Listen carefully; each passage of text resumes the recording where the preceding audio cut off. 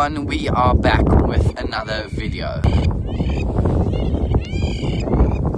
And today I want to talk a bit about tips for wildlife photography. So the first thing that I want to talk about is, of course, camera settings. So there are a few major settings with wildlife photography, and I'm quickly going to go through it with you. Okay, so let's have a look at the settings. So the first setting that I'm going to have a look at is ISO. Let's get nice and tight here. Sorry, my screen is a little bit dirty. Okay, so ISO basically measures your camera's sensor sensitivity to the light that it's receiving from the environment. So let me show you what ISO does. Okay, so you can see here, when I crank up my ISO to 3200, it goes bright, as you can see. But when you actually take the picture and you look on it at your computer, you'll find that it's extremely noisy. So I usually, because my camera has a crop sensor, the R10, so it doesn't handle noise as well. So I usually like to keep my ISO at 400. This does depend on the camera you have and the lighting that you're also shooting in. So I like to keep it at 200 when I'm shooting at 100 millimeters. And then when let's take it to 400. When I zoom into 400 millimeters, as you can see there, it takes it up automatically to ISO 400, which is quite nice when you're photographing birds. So I usually don't mess with the ISO too much because the camera basically does it for me when I zoom in and zoom out. But I do change it according to the conditions that I'm shooting in. Okay, let's talk about the next setting, which is aperture or f-stop. Now, aperture, unlike ISO, is an actual physical thing inside your camera lens. And it has a big impact on your exposure as well as your depth of field. Let me show you what I mean. So I currently have my f on 8. I usually put my f at 5.6. And then the lens, like the ISO, it will automatically take my f to 8 when I zoom into 400 millimeters. And then when we take the f up to something like f16, you can see it's really dark outside because the sun is setting. Now if we take this up, you can see it takes the exposure down. But when we take it down, the physical thing inside here basically widens the aperture and it makes it really good. So you always want your aperture as low as possible, but there is an exception. I only do that when the background is absolutely stunning. Most of the time I have my f at the lowest possible. Right, now let's have a look at probably the most important setting in wildlife photography. And you cannot be a good wildlife photographer without mastering this setting. Now that is, of course, shutter speed.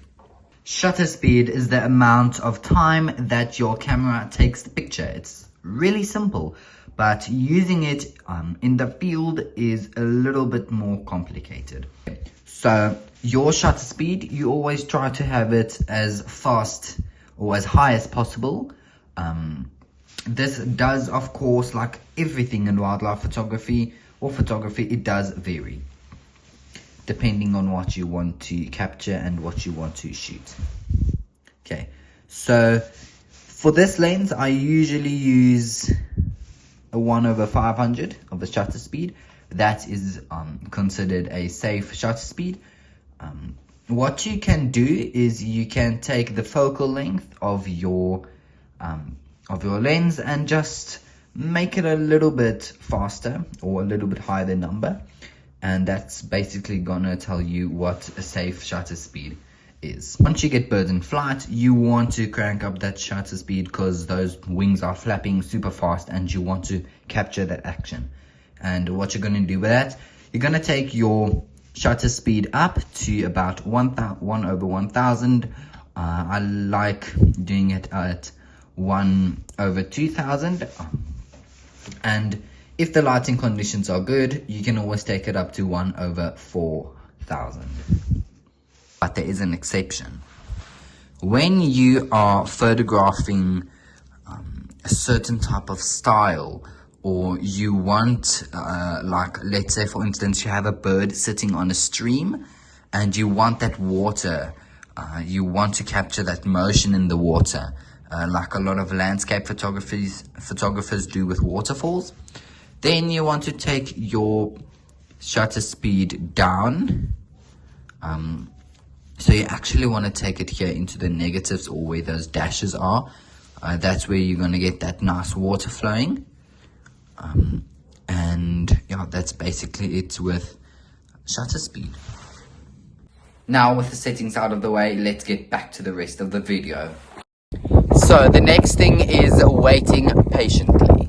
Patience in wildlife photography is really important, because it just gives you time to wait until that behavior is shown. And if you are constantly walking, you're going to scare all the animals away, and it's just not going to work. Now, deciding when to wait isn't always the easiest thing, because you can't be waiting the whole day for every single little bird, or mammal for that instance. But you have to decide when you are actually going to wait patiently, or are you going to move on. And that's where we get to the next tip.